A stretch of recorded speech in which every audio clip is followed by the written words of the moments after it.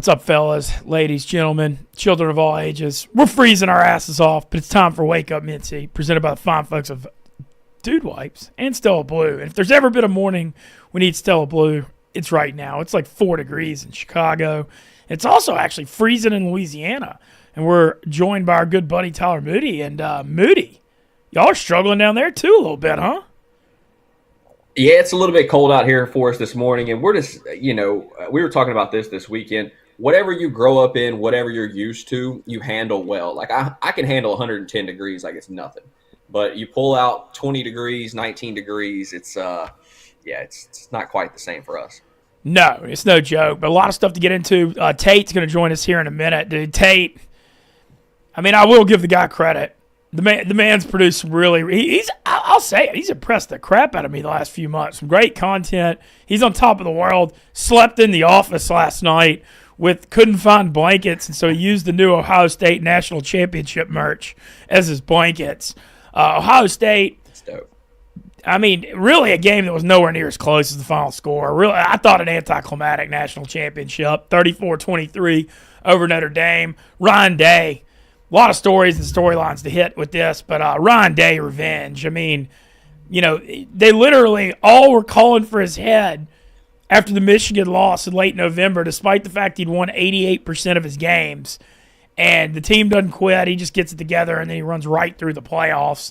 Closest game was this one, an 11-point game. The real closest game was the Texas game, for sure, when they won 28-14 because they had the sack and score.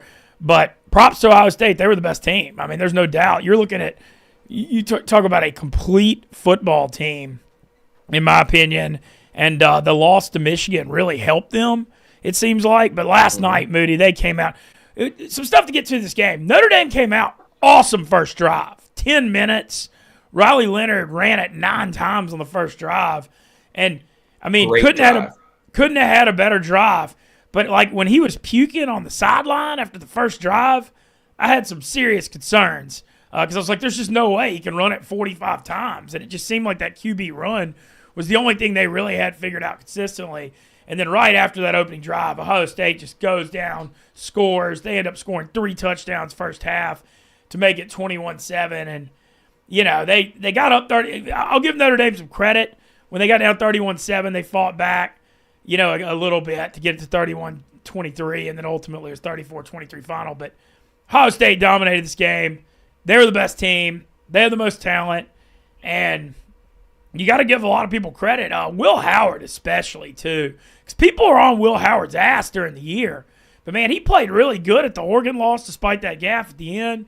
I know he didn't play well against Michigan. People think he might have made a cuss during that game. But, dude, he goes 17-21 or 18-21. He was so accurate. He could run with his legs. He took care of the ball. I mean, I thought he was spectacular in the playoffs. And, there's just on the Ole Miss front, look, call it what it is. Dude, the Ole Miss text threads were just brutal last night about Quinshon Judkins. 100 yards rushing, 2 touchdowns, 21 yards receiving, and a touchdown. It's impossible to think about what might have been, not to think about it. Because, like, you look at the Ole Miss season, missed the playoffs by 1 game. The running back situation was a disaster all year. There's literally no way you don't win at least one more if you have Judkins because they couldn't get the tough yards and short yards all year. And Judkins just sticks a knife in the heart of Ole Miss fans last night with 3 freaking touchdowns in the title game. Just brutal. Brutal. And, I mean, you could say whatever, it didn't work out. But, I mean, when you put as much money in the roster as Ole Miss did to lose an All-American running back that you clearly missed all year, it's like impossible to not think about it. And Judkins gets the laugh. I'm sure he is laughing hard this morning. I got a few thoughts on this. One, I told y'all 6 weeks ago Ohio State was going to run through the national championship. No one in the country was as good as them. You cannot put too much stock in rivalry games. They're just different. Michigan and Ohio State especially is an absolutely different game. It's the greatest rivalry in college football, in my personal opinion. Auburn, Alabama being right there. But you can't put too much stock in it. You know what I mean? Knew Ohio State was going to run through everybody. They did. Riley Leonard earned so much respect from me yesterday, though, Ben. What he did with his legs. And I don't think he's a very good passer. Like, he misses a ton of throws, but he threw the ball very well in the second half, put them back in the game the way he threw the ball.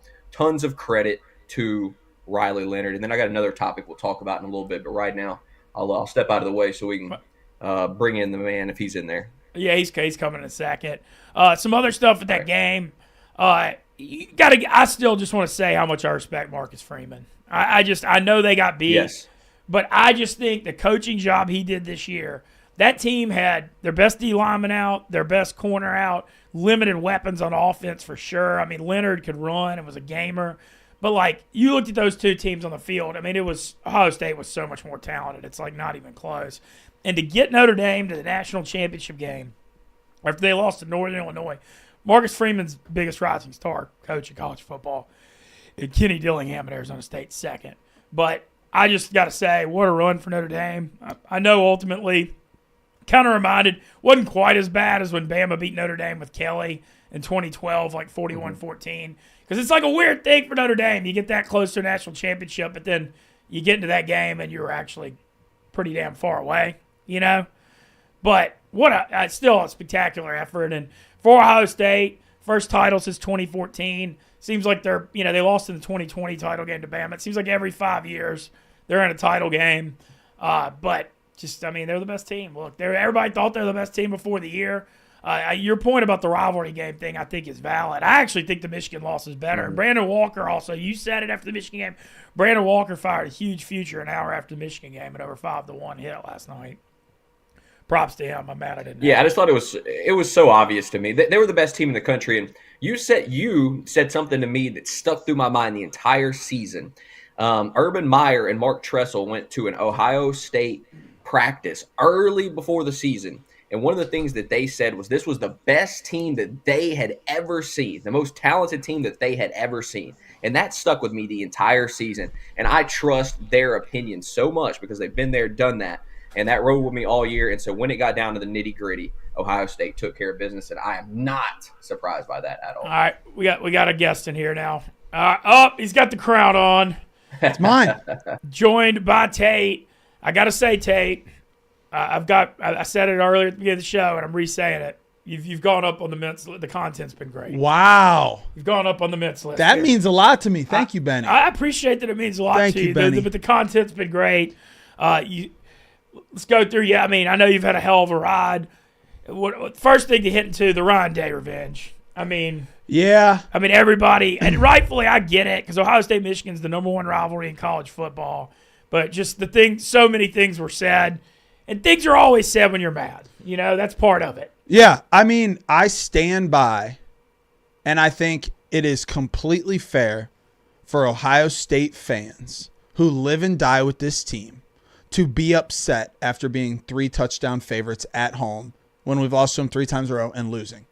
I think everyone had a 24-hour grace period in which they said whatever the hell they wanted.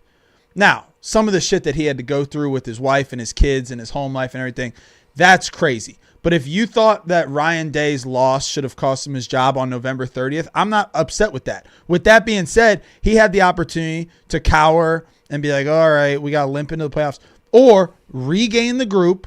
They had a really tough players-only meeting. Ryan Day joined, and I heard for 3 hours they just yelled and screamed and cried and blamed and took accountability. They just got it all out. They got it all out for 3 hours, and then they came out and kicked the absolute piss out of Tennessee. Beat Oregon even worse. Yeah, 31. It was 34-0. Our closest game was the national championship, and I mean it was 10 points. Yeah, 11. The Texas game was. It was right, but I'm saying scoreboard wise, every game was double digits. Yeah, no, it was just one of the most dominant runs of all time. I mean, you got to look at it, and it's crazy the way they bounced back. And give Ryan Day, like I said, some credit. And 2 years ago, when y'all got blown out by Michigan at home, y'all almost beat Georgia in the playoff game. Right. And that y'all actually played one of the best games. And then we would have waxed. Who was it? TCU? Yeah, you would have killed Jesus them. Christ. But the thing that shows you, though, is that Ryan Day, like even after the Michigan losses, still has the locker room. Yeah, he does. And I said that, again, you can say I'm crazy, a part of the fringe lunatic fan base. I am. You can, if you want to pull up receipts saying Tate wanted Ryan Day fired, which time? When you lose to Michigan, I get pissed off. When we lost to Michigan last year, I got pissed off. However, what I always come back to, and I said it, I think at 6 in the morning, the day after the Michigan game. I'm driving back to Chicago. I made a video, and I said, if you get rid of Ryan Day, you're getting rid of the winningest coach in the country. You're getting rid of someone that recruits at a high level. And also you're saying you are okay with taking a step backwards because you're losing Caleb Downs. You're losing Jeremiah Smith because he is such a good leader and locker room guy that these people love him. If you get rid of their coach, okay, goodbye Jeremiah Smith. And it wasn't worth it. Well, he's won 88% of his games. Not bad. Not bad. And look, I'll say this. I know I'm giving you grief about it. This fourth Michigan loss deserved that grief because you lost 3 in a row and you were a 21-point favorite. Yep. All right, so quick stuff before I let you go. Dave, the Dave Portnoy and you banner. Last night, love the video. You're wearing the crown. It's his crown. It was in his office. And he was wearing it all year, even after Michigan lost 4 or 5 games. Yeah, he said, well, again, his words, not mine. The crown is his until someone else wins the national championship. So once we won the national championship, the crown is now mine for 365 days. When other people talk, I get to play the music. When other people, don't talk to me, I'm wearing the crown, not you. That's his words, not mine. How'd you know it was in there? Did you what kind of Yeah, I fucking walked in there and looked for it. And you got, let me see some new. Oh, yep. Merch? Also, shout out to the merch team. Listen, I slept here last night. Did you see that? I saw, and you used the merch as blankets. Yeah, it was cold. Where do you get blankets in here? You've been hiding them, or is that your jacket? That's my jacket. But I thought the Raising Cane's blankets were in the studio. Oh, I must have missed those. They're always in the gambling cave. I must have had to use my national. Listen, I like that with the ring, the big ring. I designed this one myself, Mintzy. This is the Tom Brady 9 rings photo. That's Brutus the Buckeye. 9 rings. That's a good shirt right there. I'm wearing my favorite one. This is national championship with 9 Buckeye leaves for the 9 titles. And then the back is Brutus kicking the shit out of a leprechaun. And then finally, Ohio versus the world. Ohio versus the world has been a thing. Okay, so you've been alive now for 3 of them. 01, 14, 24. Mm-hmm. Rank them and how much they meant to you. How much they meant to me. Oh, God. Which one would you say was your favorite? Oh, that's the toughest question. I think the 01 one was like, I watched But listen. The 01 was an underdog story. Yep. Okay, so I call him 02. So 02. 02. It was 02. 02, I was 9. Okay. It meant the world to me, but I was also fucking 9. But with that being said, that could have gone down as the greatest team of all time that if they would have beat us, Miami. That team would have been, and we had no chance to win. And then I'll never forget Maurice Clarett going down and stripping the ball back from Sean Taylor. Yeah. Greatest play in college football history. With that being said, that was the first one. I think we were the huge dogs. Y'all were 11.5-point underdogs because I was 18, and I bet y'all money line. I remember it. Did you? Oh, yeah. Sharp.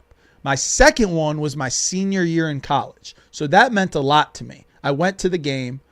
I also think, though, and we were supposed to lose to Nick Saban and Bama in the semis. Yeah, y'all were 7-point underdog, and then Zeke had 20 for 230. What were we in the championship? Do you remember? Y'all were favored by I think 4. Yeah. 4 so the way the thing with that one, and we lost early in the year to Virginia Tech. Yeah, it was week 2. Week 2, and then once we beat Bama, I didn't think there was a chance in hell we were losing. No. To Oregon. No. And then last night, this one is special, but I do think you have to factor in the Michigan thing. We do have 2 losses. It was a great run, and it's a national championship. But if you were to say my 3 favorite, I would go 02 because of undefeated and just no one gave us a chance. Yeah, the 02 team was like Jim Tressel. Just takes Craig Krenzel. It are just incredible that we were able to take a team that wasn't scoring 100 points a game. Yeah, y'all's 02 team actually reminded me of the Notre Dame team last night. It was very similar to that team. So that's my first one. My senior year was very special to me, and then last night would be my third. Okay, and then of the 3 teams, do you think, obviously you already said that the 02 team won it. 14 or 24, who was the better team? Because that 14 team, both 14 and 24, the amount of NFL talent. The 14 team, Mike Thomas was the number 2 receiver. Right. You had Bosa, Zeke, like that 14 team. The 14 team was unfucking believable. But when you won it with your 3rd string quarterback. That's what I'm saying. So who's starting? Who are you starting in the championship? I think Cardale has to start. Yeah, I think Will Howard's better than Cardale. I do too. I think Will Howard deserves way. I'm going to emphasize incredible amount of credit. His accuracy and the running ability. He was nailed. As good as our defensive line is this year, I think Bosa was probably better than Jack and JTT. So I think they got the advantage there. I think the receivers, what do you even do with the receivers? They're Ohio State receivers. And then running back, Zeke might be the best to ever do at Ohio State. But But the also, Junkins Trevion it's maybe the best combo I've seen. I would say if you were to just match them up at any point in time, and then here's a question for you. Who has the coaching advantage? I'd stay Urban still. I would take.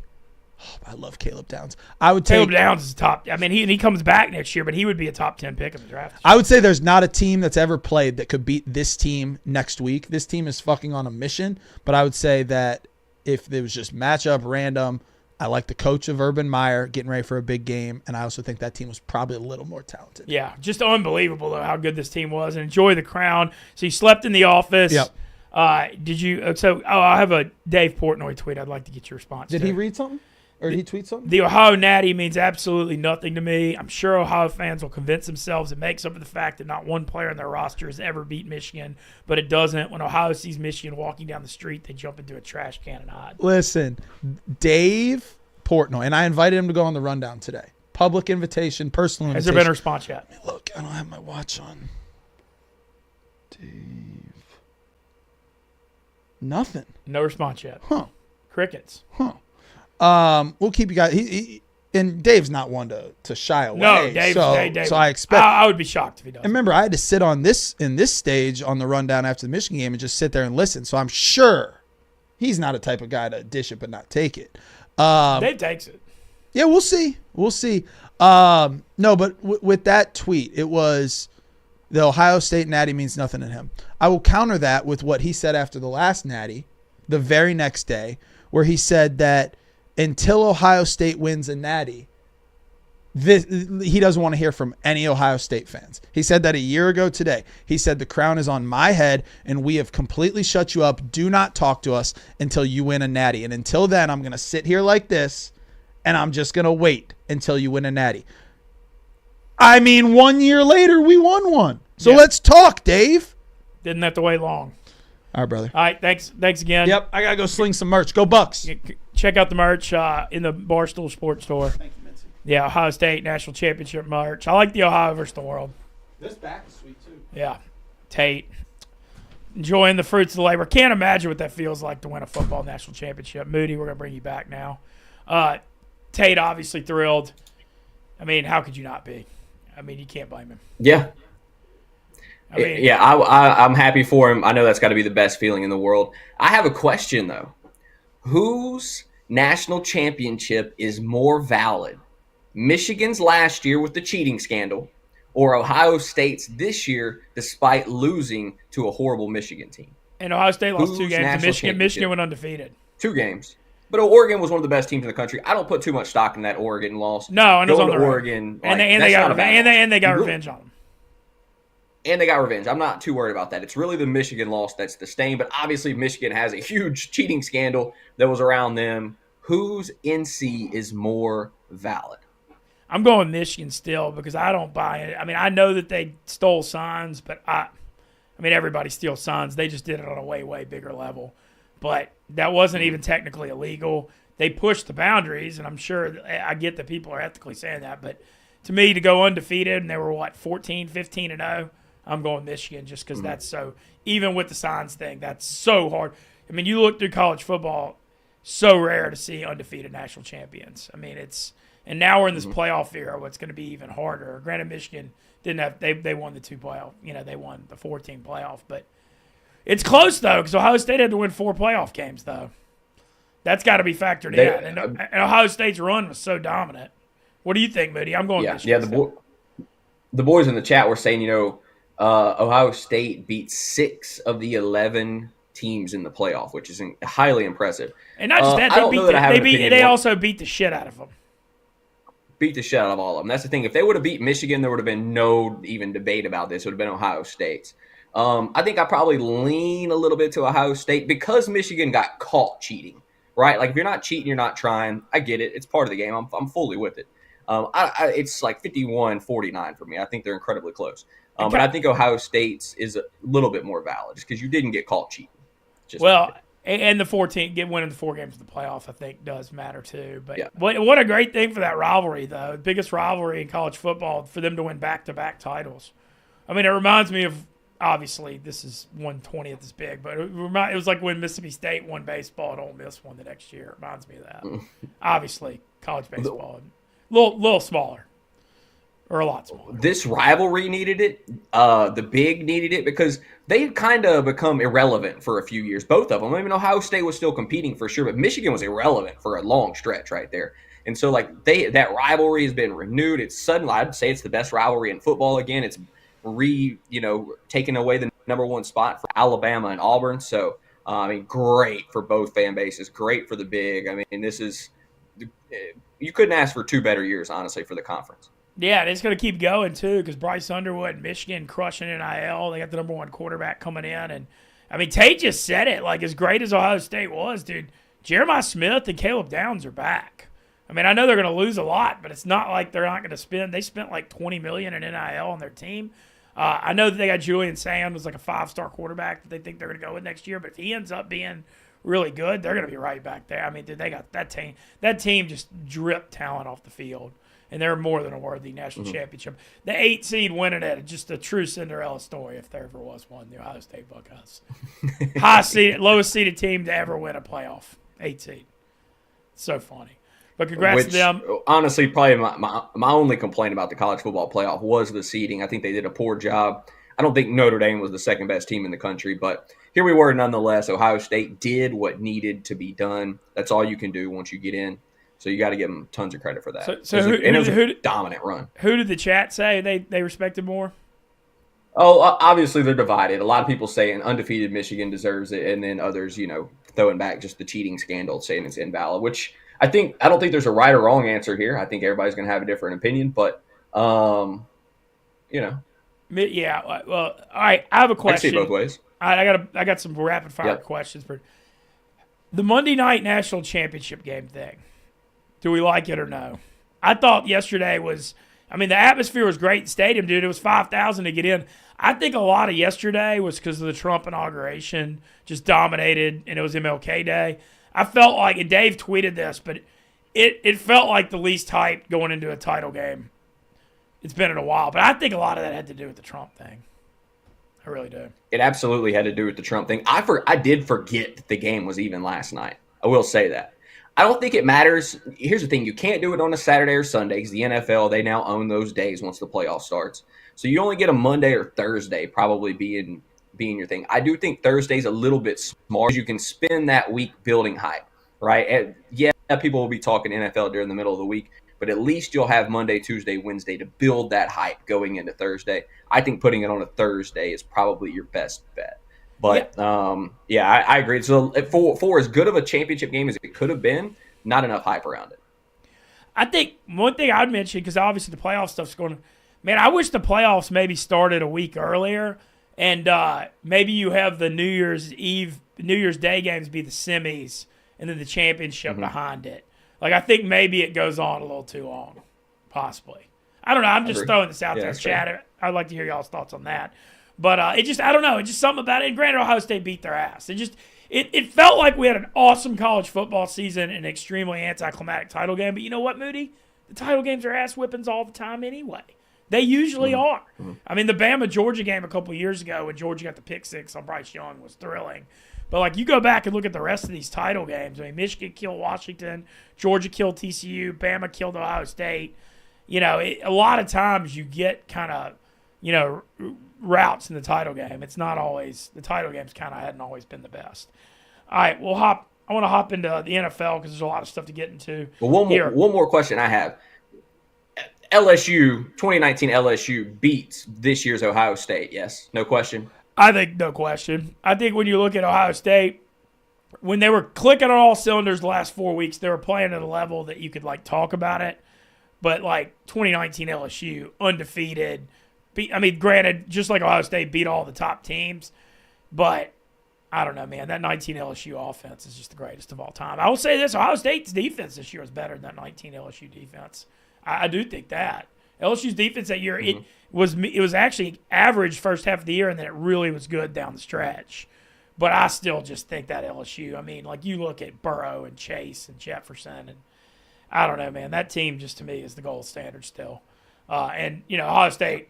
They forfeit their right to fight in that when they lost 2 games. But having said that, the level Ohio State turned it up to after that Michigan loss the last 4 weeks was comparable on that level, I thought. I mean, other than, I guess, maybe the Texas game. But all right, run through some NFL stuff. We got a Final Four here in the NFL. Let's touch on, did you have a problem with the officiating in Houston, KC? Because a lot of people were bitching. I understand why everybody's bitching. I also, people saying Patrick Mahomes was flopping. I see it. Maybe I'm a Patrick Mahomes defender. I love Andy Reid a lot, so I am somewhat biased here. I tried to do my best to be an objective, and I think I am one of the more objective people because I really only care about the Rangers. But it's smart in a way for Mahomes to do that kind of crap. He realizes they may get flagged more. As far as slowing down on the sideline and stuff, it's the same shit LeBron James has been doing for years. He gets the calls because he's the king. Right now, Mahomes is the king. Brady was the king. He got the calls. That's kind of it works. So I understand it both ways. I get why people that don't like Kansas City would be pissed off about it. I did think the roughing the passer call was pretty shit. But he hit him helmet to helmet, lowered the helmet, hit him with the crown right in the face mask. By letter of the law, it is roughing the passer. But I think people are just freaking tired of seeing it. And that's the main thing. Kansas City does get more calls, it seems like, than other teams. And I hate that it's kind of tainting them a little bit here because they're still the best damn football team in the NFL. They don't need the refs to bail them out. I don't know. I'm a little bit tired of the narrative, but it is a true narrative. Yeah, when I look at it, it's like, what's the old saying? You live long enough to become the villain. The hero becomes the villain. Is the saying? It's exactly what we've seen. Go back. We'll go back. No, but it reminds me so Brady was much. Getting calls against Mahomes. The KC thing. I've always kind of compared Patrick Mahomes to Steph Curry. They always kind of remind me of each other, even if they're different sports. And remember when Golden State came on and Steph was doing all these things nobody had seen and how exciting it was? That's exactly like what the Chiefs were at 18 and 19. People were freaking out just getting to watch Mahomes play. And now they've won 3 of them. People are sick of it because people want to see other teams win, and it just feels like the narrative's changed because people are just tired of it. And that happened to Golden State too. I mean, it's like you live long enough, everybody becomes the villain if you're successful. But props KC. I got a bitch real quick. Moody, I had KC minus 9.5. Dear God, dude. That's safe. Some of us had an 8.5. I know. Some of us, that's why you get it in early. Oh, dude, that was brutal. Because I got so bailed out when KC blocked that Houston 32-yarder. Like I was like, oh, I'm losing for sure. Houston's going to hit this field goal. And when they didn't, I celebrated, turned it off. And then I was shout out Martin Black, old buddy of yours and mine. I was at his wedding, old Barstool producer, in NOLA, and I just clicked on my phone and I saw 23-14 final. And I was just like, damn it, what happened? So brutal. And just tough weekend. Tough. I also didn't think Kansas City necessarily needed to take that safety. It wasn't like there was 7 seconds left. I mean, I get it. It didn't really change the complexion, but for bettors, it changed the complexion massively. And then so you had all the people out there with their usual the NFL is rigged thing. Whenever you have results like that, it does raise the question a little bit further. But I don't know. I thought it was another pretty good effort by Kansas City. Oh, no doubt. Look, give them all the credit. And I will say this. KC moves on to the AFC Championship to play Buffalo. If there is a concern, their offensive tackles are horrible. I mean, Will Anderson was in the backfield the entire game, and they've had problems at left and right tackle all year. And Mahomes is covering it up, and he's mobile and stuff. But that's the thing that's getting their offense to not be elite is they really are weak at the tackle spots. And, we'll see if they can fade that next week. All right, Jaden freaking Daniels, Tom. Moody. Greatest rookie season in NFL history, there's no doubt. I don't think you can even argue it at this point. Because, rookie quarterbacks used to always struggle stepping up. I remember C.J. Stroud, people thought had the best one last year. What Jaden Daniels has done this year blows that out the water. 4-13 last year. NFC freaking championship game. They scored 45 at Detroit. And doing it on a team where Terry McLaurin's an all-pro receiver. Look, I got nothing but respect for him. Rest of those guys around him, they're getting the most out of what they got. I mean, Ertz is still like a solid veteran tight end. You've got Zacchaeus and De'Ami Brown and Brian Robinson. I mean, dude, this is DJ Daniels raising the level of play for everybody. Kingsbury's doing a good job calling plays. And then also Dan Quinn, cultural. Came in and changed the culture, man. I mean, he came in and changed it all. And amazing also, it shows you how much ownership matters. Snyder, getting Dan Snyder out of there, obviously, huge factor in this too. Mm-hmm. I think, first off, Dan Quinn deserves more credit than he is getting. He has done a phenomenal job. This defense was one of the worst in the NFL last year. That's something I just don't think enough people are talking about. They're not last. elite. Them and Arizona were the last two. Them and Arizona were the worst two defenses in the NFL. Like, the leap that they've taken to middle of the pack is pretty much unprecedented. And then watching what the Cowboys defense did this year versus last year can only be accredited to Dan Quinn. I think he deserves to be the coach of the year without question at this point. He absolutely dunked on Dan Campbell, which I got a thought on that later. But Dan Quinn deserves so much credit. And then Jaden Daniels, brother, watching him play is so much fun. And you've talked about this a lot. And I learned why this is the case. So you said many times that you feel like Jaden Daniels, the game has just slowed down for him so much as a rookie quarterback. Well, what he's doing, and it started back at LSU, he's using VR headsets to go through reps, and he's doing them at 1.75 speed. So he is literally dissecting plays with VR headsets, nearly 2x the speed. That's why when he gets out there in the game truly is slower for him. That's why he's deciphering defenses so fast. And I'm a full-on believer that the most important and underrated thing in the NFL is quarterbacks deciphering defenses. It just doesn't get talked about enough. The ability to read a defense is one of the most important things for a quarterback and for any position in the NFL. And Jaden Daniels is doing that better than any rookie quarterback ever has. And then when you put the legs in there as well, he's got everything that's needed to be a Super Bowl champion quarterback. The sky is the limit. He's already showing you that in year one. It's been incredible to watch. I mean, NFC champ, he's one game away from the Super Bowl. And got to bring up the narrative. What if Jaden goes back to NOLA for the Super Bowl? Whoa. The Louisiana thing.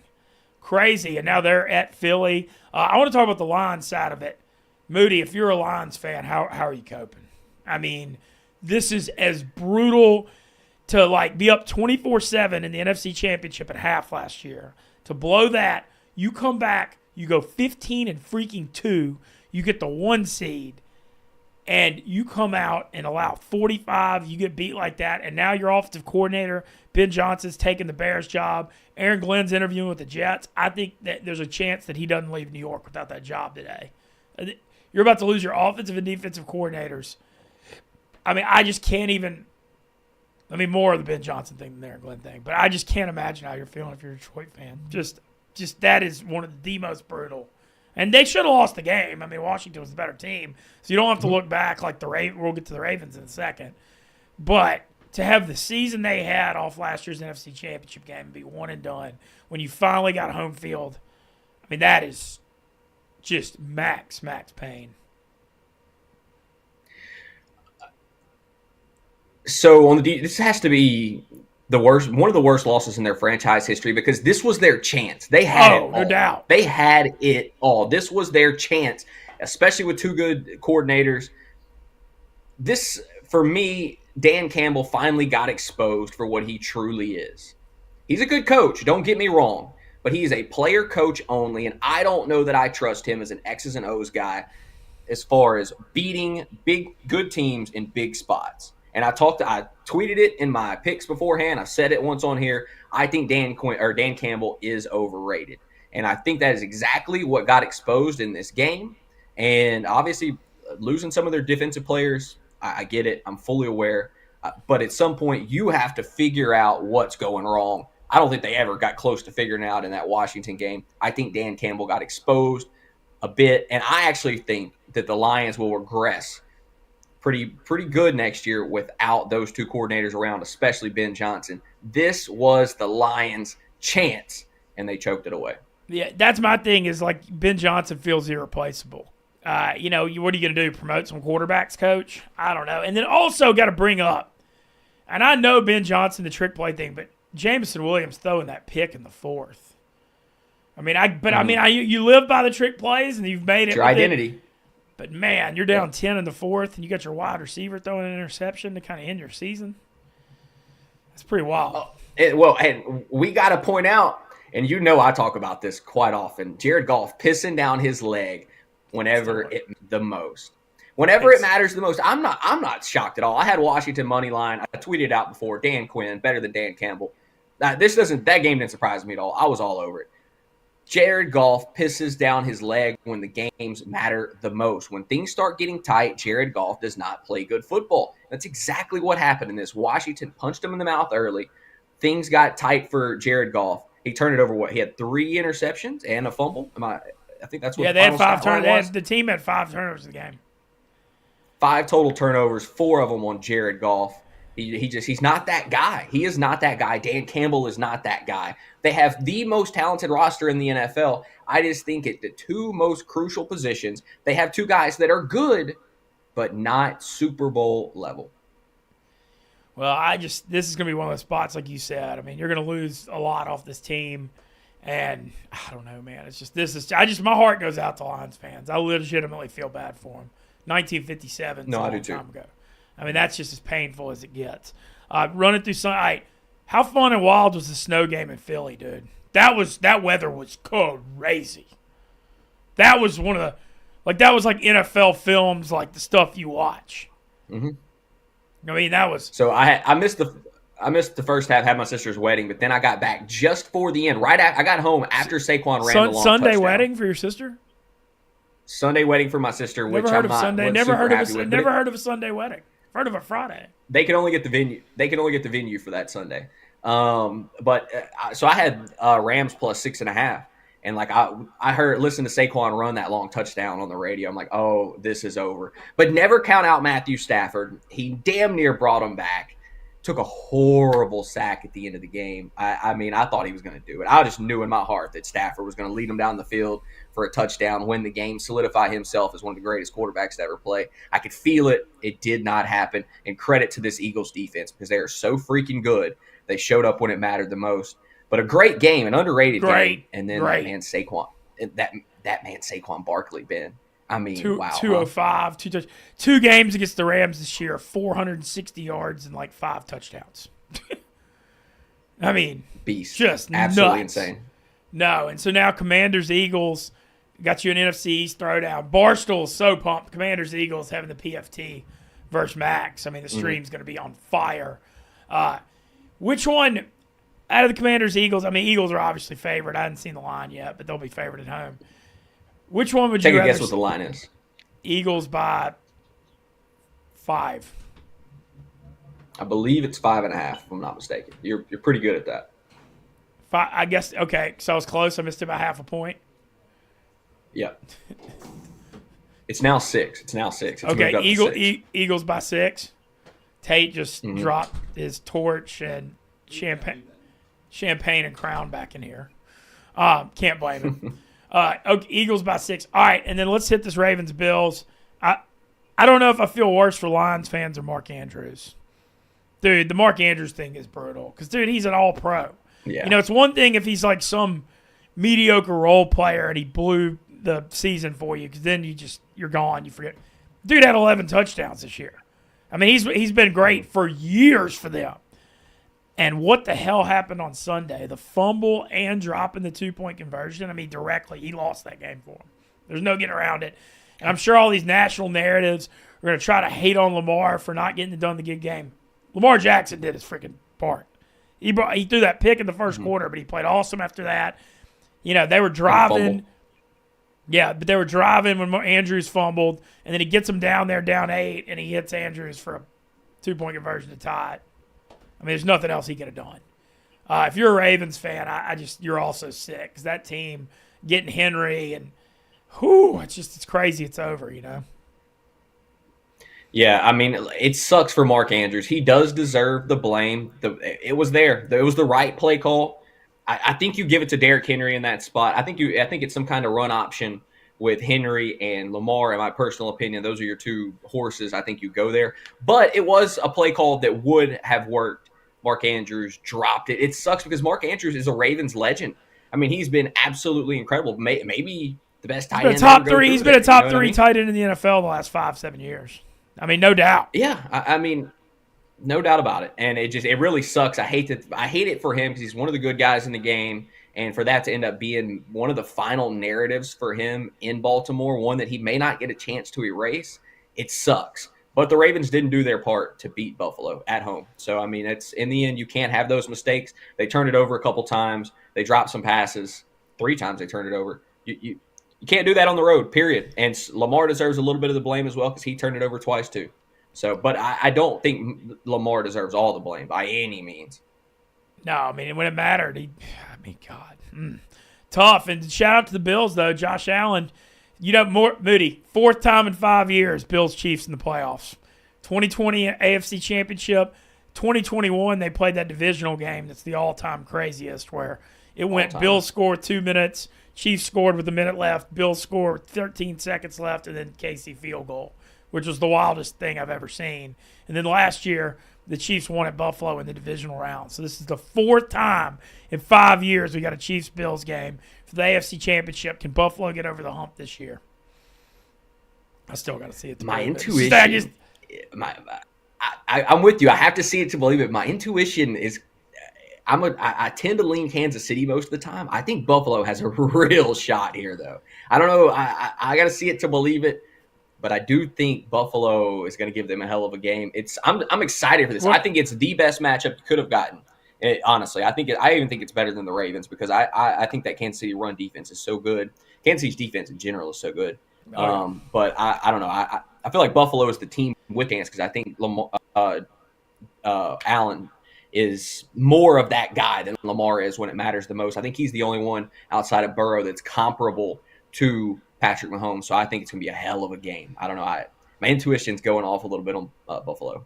I'll give Allen credit over Lamar, too. Look at Lamar's weapons compared to – I mean, he's got Henry and Andrews, and Jose Flowers is out, but they've got way better weapons. I mean, Buffalo's doing it with – I mean, Cook's good. You've got a lot of solid guys and Shakir and, Knox and Kincaid, but, not all pros, and – No, and you got to give credit to Buffalo. Was KC a 2-point favorite or something? I hadn't seen it yet. Yeah, 1.5 I think is what it opened up at or something like that. Did you see the Dave Portnoy Bills thing? I did see him. I saw he rolled the crypto over from Trump coin. The Trump meme coin makes $1 million with Trump meme coin and bets it all on the Bills plus 550 to win the Super Bowl. He wins $5.5 million if the Bills win the Super Bowl. Only in America. Only in America, and as always. Only in America. Only in the new America, too, baby. Golden age now of America. But, yeah, hell of a play on Dave's part. I mean, just you gotta give him credit for that one. Still a lot of work to be done because if they have to go through Kansas City and Philly, that's 2 really tough wins that you got to get. What Super Bowl matchup do you want to see?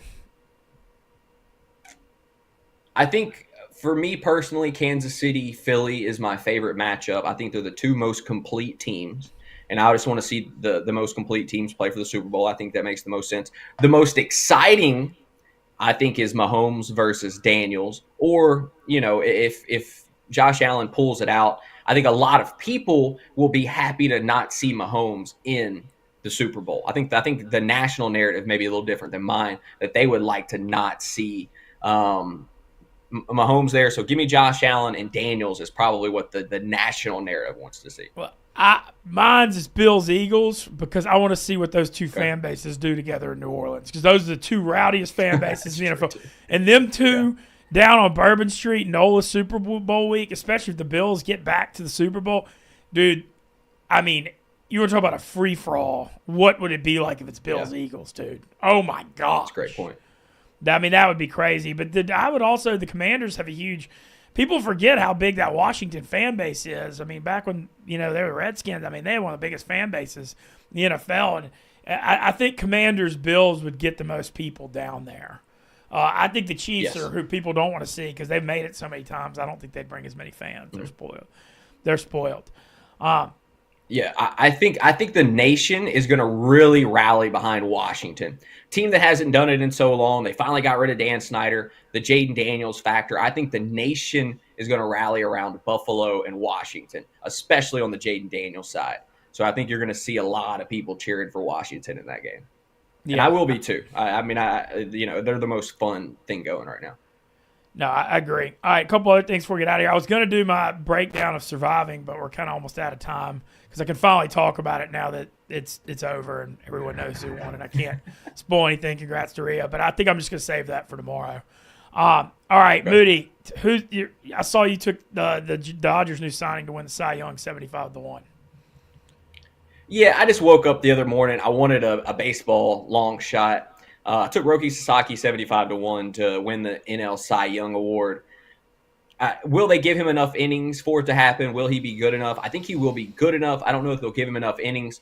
My biggest reservation about that bet is this guy named Paul Skeens is walking this earth. And I think he is going to show everyone in the world that he's the best pitcher on the planet. I will have a Paul Skeens Cy Young ticket as well. But at 75-1, Roki Sasaki is the odds should be shorter than that for sure, and you'll see him closer to 50-1 before the season starts. I guarantee it. But yeah, I threw that up on there. I just, it was a fun bet. I was looking for a long shot that I felt had legs, so I took Roki Sasaki NL Cy Young 75-1. Yep. There you go. Well, Chad, as always, appreciate. A couple things from chat.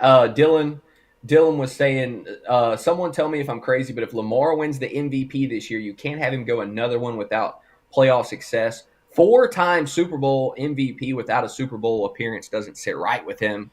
That's unheard of. Yeah, I think Josh Allen's going to win the MVP, though. When I looked at the odds. So? Yeah, I do. I think the thing was Lamar, he had the great season. I'm not saying he didn't, but I feel like him having Henry hurts his chances of winning MVP. Because Henry had 1,920 yards and God knows how many touchdowns. When you look at what the Bills did, it's all Allen. And I think that's why Allen's going to win. Fair. And Allen, I think the biggest thing on Allen that people aren't talking about is, remember how he always turned the ball over so much? Dude, he had 8 turnovers this year. Yes. And I think that's the thing that's changed this year with Joe Brady is the way he didn't turn the ball over. And they committed more to the running game this year with Cook, too. A lot of times No, go ahead. I'm just saying the last few years, they would abandon the running game too much. And this year, they stuck with it more, and I think it helped them play more control. If you take narratives away and you just look at stats, I think Lamar had the better stats. Then if you look at the record, I think Josh Allen, obviously they had the better record. They deserve, and it was Josh Allen making it happen. So I could see it both ways. I think Josh Allen will probably win it because I think there's a little bit of voter fatigue with Lamar. And head-to-head, when it mattered the most, Josh Allen got that win. I know that's not going to factor in, but he beat him when it mattered the most. So, yeah, I could see Josh Allen winning it, and I think he deserves it. I think he's the more valuable player to his team.